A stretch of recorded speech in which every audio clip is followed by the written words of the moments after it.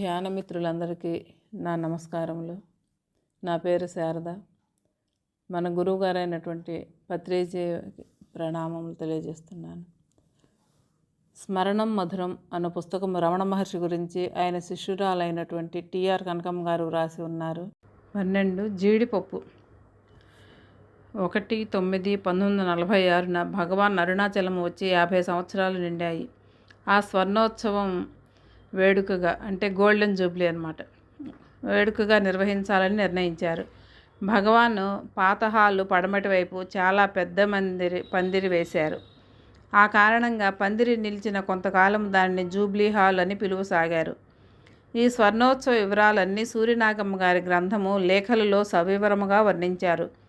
వేడుకలు అయ్యాక భగవాన్ చాలా వరకు ఈ పందిరిలోనే ఉండేవారు. ఎందుకంటే విశాలంగా ఉండి ఎంతమందికైనా కూర్చోవడానికి సరిపోయేది. అంతేకాక భగవాన్ ముద్దు బిడ్డలు నెమలి, కోతి, ఉడుత, కుక్క, గోలక్ష్మి వారి వద్దకు వచ్చి వారు ఇచ్చే మరమరాలు, శనగపప్పు, జీడిపప్పు, పళ్ళు, కాయలు స్వేచ్ఛగా తినడానికి ఉండేది. మధ్యాహ్నం 3 గంటలకు కొంతమంది ఏవో పిండి వంటలు చేసి భగవాన్కు సమర్పించేవారు. శ్రీవారు కొద్దిగా స్వీకరించగా మిగిలినది ప్రసాదంగా అక్కడ ఉన్నవారు అందరికీ పంచేవారు. ఓసారి నాకు కూడా అలా ఏదైనా తేవాలి అనిపించింది. అయితే నేనున్న గది చాలా చిన్నది, సరిపడా పాత్రలు లేవు. ఏమి చేయాలి? టౌన్కు వెళ్ళే ఓ భక్తుని చేతికి డబ్బిచ్చి జీడిపప్పు తెప్పించాను.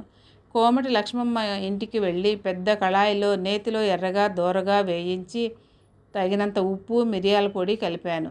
ఆమెనే ఓ గిన్నె అడిగి అందులో పెట్టి మధ్యాహ్నం 3 గంటలకు ఆశ్రమానికి తీసుకువెళ్ళాను.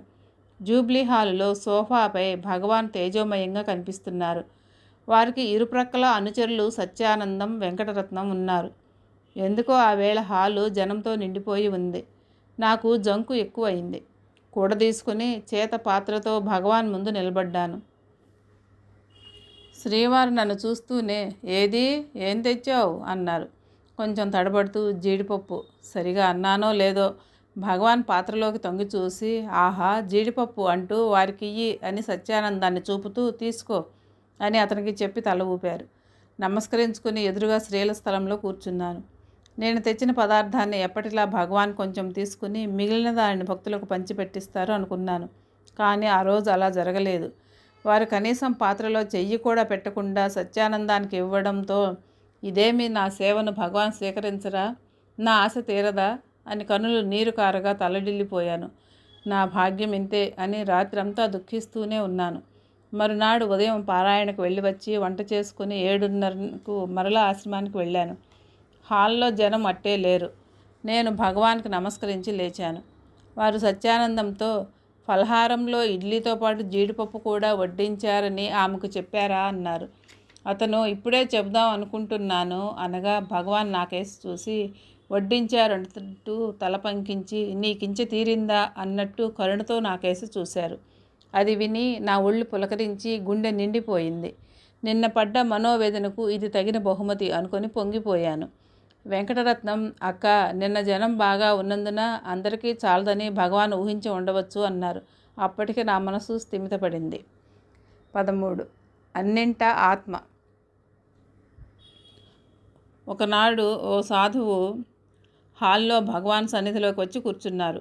వాలకం చూస్తే వారికి ఆధ్యాత్మ సాధనా పరిచయం ఉన్నట్లు, భగవానుని ఏదో అడగాలని చూస్తున్నట్లు కనబడింది. కొంతసేపు ఆగి స్వామి, ఆత్మ అంతటా నిండి ఉన్నట్లు చెప్తారే, శవములో కూడా ఉంటుందా అని చల్లగా అడిగారు.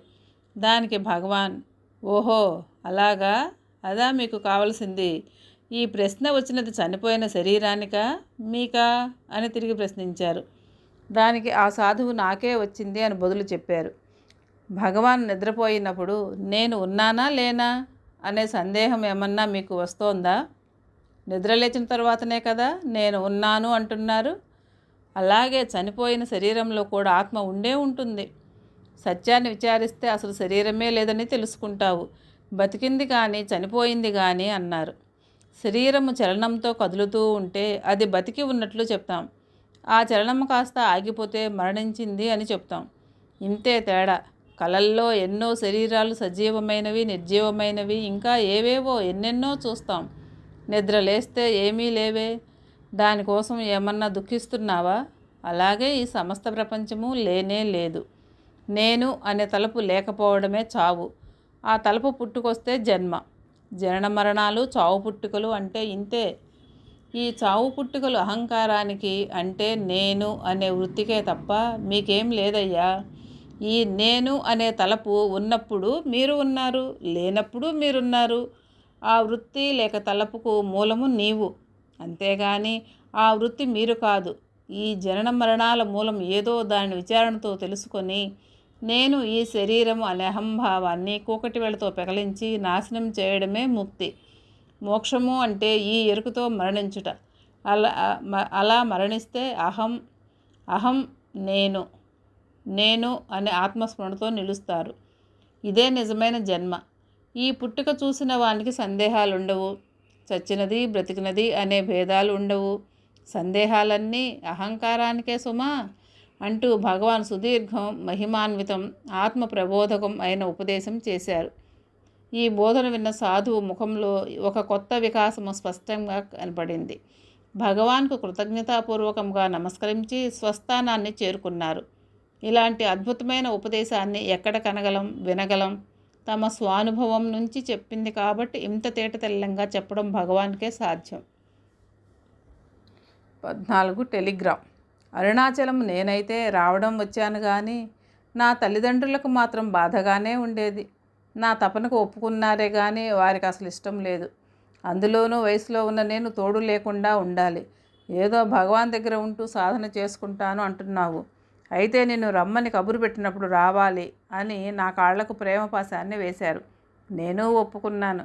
అలాగే నేను కూడా అరుణాచలం వచ్చి కోమటి లక్ష్మమ్మ ఇంట్లో ఉంటూ వేళ తప్పక ఆశ్రమానికి సక్రమంగా వెళ్ళి వచ్చేదాన్ని.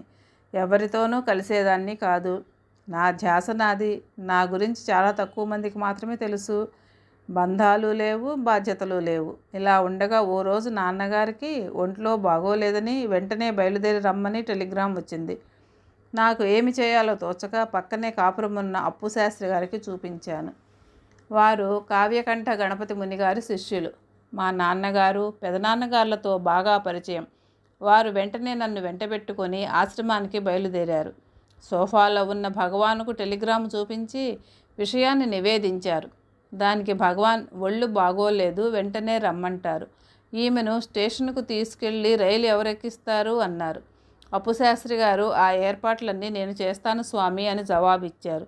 భగవాన్ సరే సరే అని నాతో వెళ్ళిరా అని చెయ్యి ఊపుతూ అనుమతిచ్చారు. భగవాన్ ఏ పని చెప్పినా చేయడానికి సిద్ధంగా ఉండేవారంతా. అయినా సరే వారెవరికీ పనిని నిర్దేశించేవారు కాదు. ఎవరన్నా తాముగా ముందుకు వస్తే వారి యోగ్యతను బట్టి బాధ్యతను అప్పగించేవారు. అప్పు శాస్త్రి గారు నేను ఇంటికి తిరిగి వచ్చాం. సాయంకాలం 6 గంటలకు కాట్పాడి ట్రైన్లో నన్ను పంపడానికి వారు ఏర్పాట్లు చేశారు. ఒంటెద్దు బండిని పురమాయించి బండివాడిని నన్ను ట్రైన్ ఎక్కించమని ఆదేశించారు. దిగులుపడ్డ మనసుతో రైలెక్కి కాట్పాడిలో మారి మర్నాడు ఊరు చేరాను. నాన్నగారికి ఆరోగ్యం మెరుగైంది. అయితే నేను స్టేషన్కి వెళ్ళాక మరో టెలిగ్రామ్ అందింది. నాన్నగారికి ఆరోగ్యం పర్వాలేదు, వెంటనే రానక్కర్లేదు అని అప్పు శాస్త్రి గారు దాన్ని తీసుకుని భగవాన్కి చూపించారు.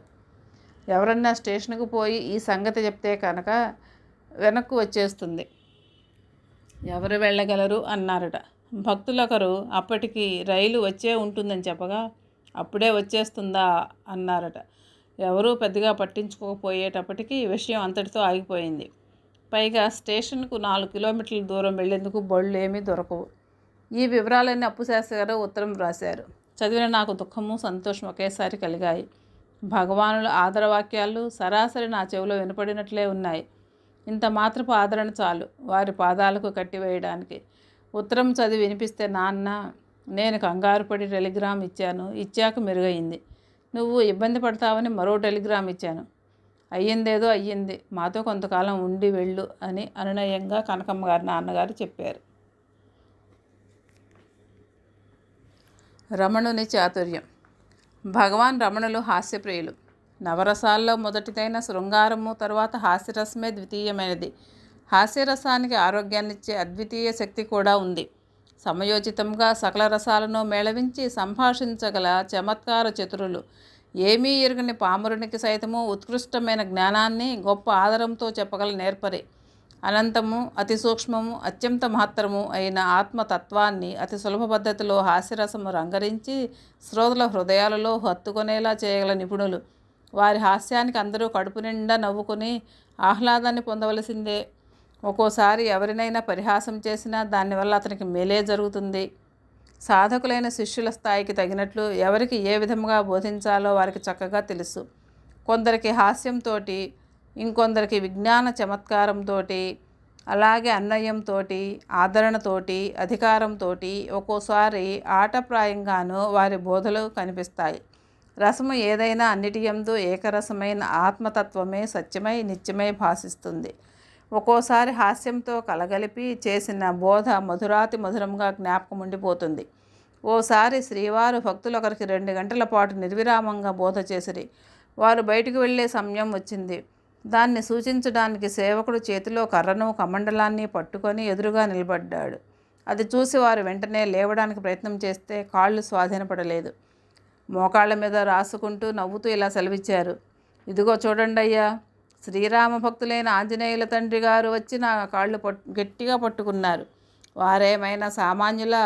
త్వరగా విడవరు, మనమే మెల్లగా విడిపించుకోవాలి అని చెప్పి మోకాళ్లకు తైలం రాసుకొని నెమ్మదిగా లేచారు. హాల్ అంతా ఒకటే నవ్వులు. హనుమంతుని తండ్రి వాయుదేవుడు మోకాళ్ళలో వాయు సంబంధమైన కీళ్ల నొప్పులకు గురించి ఇలా హాస్యమాడారు. భగవాన్ మోకాళ్ళ నొప్పులకు ఆయుర్వేద తైలం మర్దన చేసేవారు. అలాగే ఓసారి రాసుకుంటూ, ఈ బండి ఆయిల్ వేయకపోతే నడవదయ్యా అని చలోక్తి విసిరారు. ఒక్కోసారి వారికి అవకాశం మీక భక్తులే చొరవ చేసి తైలం రాసేవారు. అయితే అందులో సేవాభావం కంటే ఏదో పుణ్యం వస్తుందనే భావమే ఎక్కువై దానికోసం పోటీ పడేవారు. అప్పుడు ఆయన, కొంచెం ఉండండి అయ్యా, పుణ్యమంతా మీకేనా, నన్ను కూడా కొంచెం సంపాదించుకొనివ్వండి అంటూ పోటీని రసవత్తరంగా తప్పించి తామే కాళ్ళు పట్టుకోసాగారు. హాల్ అంతా నవ్వుల జల్లులు. ఇలా ఎవరినీ నొప్పించకుండా పోటీని పరిష్కరించటమే కాక గొప్ప చమత్కారముతో అందరినీ హాయిగా నవ్వేటట్లు చేసేవారు. 16 పంగనామాలు. నేను ఇక్కడ స్థిరపడినప్పటి నుంచి చూస్తున్నాను. భగవానులు చేతికర సాయంతోటే నడిచేవారు. సోఫాలోంచి బయటికి వెళ్ళడం కోసం లేవగానే సేవకులు వచ్చి కర్ర పట్టుకుని నిలబడతారు. ఓసారి ఆ సేవకుడు దూరం నుంచి రావడం చూసి ముసిముసిగా నవ్వుతూ, భగవాన్, అదిగో చూడండి, కోతిని ఆడించేవాడు వస్తున్నాడు. వారొచ్చి ఈ కర్రను పట్టుకోగానే ఈ కోతి ఆడాల్సిందే అంటూ తమ శరీరాన్ని వెళ్తూ చూపారు. పొట్ట చెక్కలయ్యేలా నవ్వారంతా.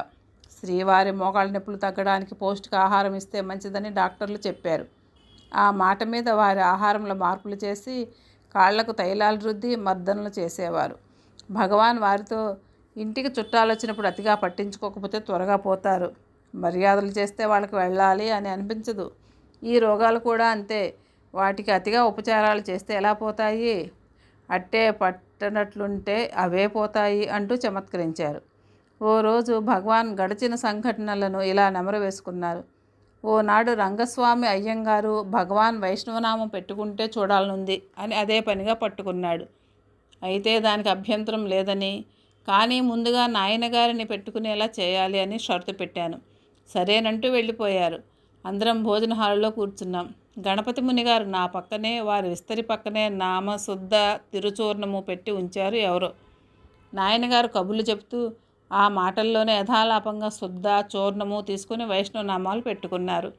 తర్వాత నేను కూడా తీసుకుని పెట్టుకున్నాను. భోజనాలు అయ్యాయి. నాయనగారు వచ్చారంటే చాలు ఒకటే కబుర్లు, సందడి, సంబరాలు. అప్పటి వరకు ఏమీ గమనించిన ఆయన అప్పటికి నా ముఖాన్ని గమనించి, ఇదేమిటి, ఈ వేషం ఎప్పుడు మొదలుపెట్టారు అన్నారు. దానికి నేను, నాయనను చూసే నేను మొదలుపెట్టాను అన్నారు. వారు ఆశ్చర్యంతో, నేనెప్పుడు పెట్టుకున్నాను అని ఓ అద్దం తెప్పించుకొని శ్రీ వైష్ణవ నామాలతున్న తన ముఖార విందాన్ని చూసుకుని తెల్లబోయి నవ్వేశారు అని భగవాన్ ఎంతో రసోత్తరంగా చెప్తుంటే భక్తులంతా పగలబడి నవ్వులు. ఓ రోజు మధ్యాహ్న వయసు మళ్ళిన వితంతు ఒక ఆమె కొందరితో కలిసి భగవాన్ దర్శనానికి వచ్చింది. భగవాన్ ఆమెను పరీక్షగా చూసి, ఓ నువ్వా అంటూ నవ్వారు. అది వినగానే ఆమె సిగ్గుతో ముఖము చాటేసుకుంది. ఆమె కొంచెం అటు వెళ్ళగానే శ్రీవారు మాతో, ఆమె ఎవరో తెలుసా, చిన్నప్పుడు వాళ్ళు మేము పక్కపక్క వాటాల్లో ఉండేవాళ్ళం. నేను మా అమ్మకు వంట పనుల్లో సాయం చేస్తూ ఉండేవాడిని. అక్కడ పెద్దవాళ్ళు ఆమెను నాకిచ్చి పెళ్లి చేయాలి అనుకునేవారు. దానికి వాళ్ళమ్మ గోచి పెట్టుకుని వంట పనులు చేసే ఆడంగికి మా అమ్మాయిని ఇస్తామా అనేవారు. నాకు టైం బాగుండి పెళ్ళి అవ్వలేదు. నాకే పెళ్లి రాసి పెట్టి ఈమెతో అయి ఉంటే నా గతి ఏమై ఉండేది. ఈమె జాతక ప్రభావం వల్ల నేను ఈ పాటి చచ్చి ఉండేవాడిని అంటూ తమలో దాగున్న కొంటితనానికి తమదైన హాస్యరసాన్ని రంగరించి చెప్పేసరికి మా అందరితో పాటు ఆవిడ కూడా భళ్ళున నవ్వేశారు. Like, share, subscribe and click the bell icon.